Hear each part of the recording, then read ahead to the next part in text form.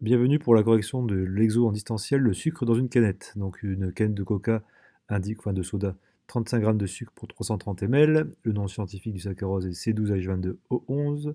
Le saccharose se dégrade au contact de l'eau. Voici les deux premiers réactifs pour former deux autres sucres, le fructose et le glucose, qui sont de même formule brute. On appelle ça des isomères. Et donc c'est une réaction avec une cinétique qui est lente, donc une vitesse de réaction lente. Donner l'équation de dégradation du saccharose avec l'eau. Bah, voici, c'est 12H22O11 plus H2O donne ça plus ça. Et là, on regarde si c'est équilibré. 12C, 6C, 6C, 12C, c'est bon. 22H plus 2, 24. 12 plus 12, 24, c'est bon. 11O plus 1O, 12O. 6 plus 6, 12O. Donc c'était une équation de réaction très simple. On peut la considérer comme totale vu qu'on étudie la cinétique. Calculer la quantité de saccharose dans une canette, en déduire sa concentration finale en fructose. Et bien là, on fait la masse molaire du saccharose, donc 12 fois 12 plus 22 plus 11 fois 16, on obtient 342 grammes par mol. Ensuite, la quantité de matière, c'est la masse sur la masse molaire, donc la masse, c'est 35 grammes de sucre. On divise par la masse molaire, on obtient 1,0 fois 10 moins 1.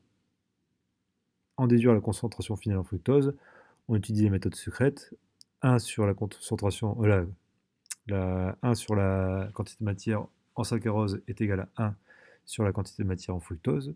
Donc on a ça égale ça. Donc on obtient aussi 1,0 fois 10 moins 1 mol. Et pour la concentration, c'est la quantité de matière sur le volume. On a 330 millilitres, donc 0,330 litres ou 3,310 moins 1 litre. On fait, comment dire, 0,333 litres, pardon. On fait la division et on obtient 3,0 fois 10 moins 1 mol par litre. Tracer sur un tableur le graphique représentant l'évolution de la concentration de fructose. Alors attention, là j'ai vu pas mal d'erreurs. Là on voyait bien qu'on avait, là j'ai fait exprès de lier les points, on avait des points qui ne semblaient pas alignés. Donc la plupart d'entre vous m'ont mis une droite de tendance. Il ne faut pas mettre une droite de tendance parce que là vous voyez, on a une sorte de logarithmique. Ça fait vraiment une petite vague. Donc c'est pas vraiment tout droit. Vous voyez là, on ne peut pas prolonger. Donc vous ne pouvez pas faire de droite de tendance. On pouvait faire éventuellement un logarithme de tendance, mais c'est plus compliqué. Donc on se contente de relier les points entre eux pour une fois. Parce que les points semblent pas alignés. À partir de la concentration finale en fructose, déterminer le temps de demi-réaction. Donc la concentration finale en fructose, c'est 3,10-1. On prend la moitié, donc 3 divisé par 2, ça fait 1,510-1. Donc la moitié, c'est 0,15 mol par litre, 1,510-1.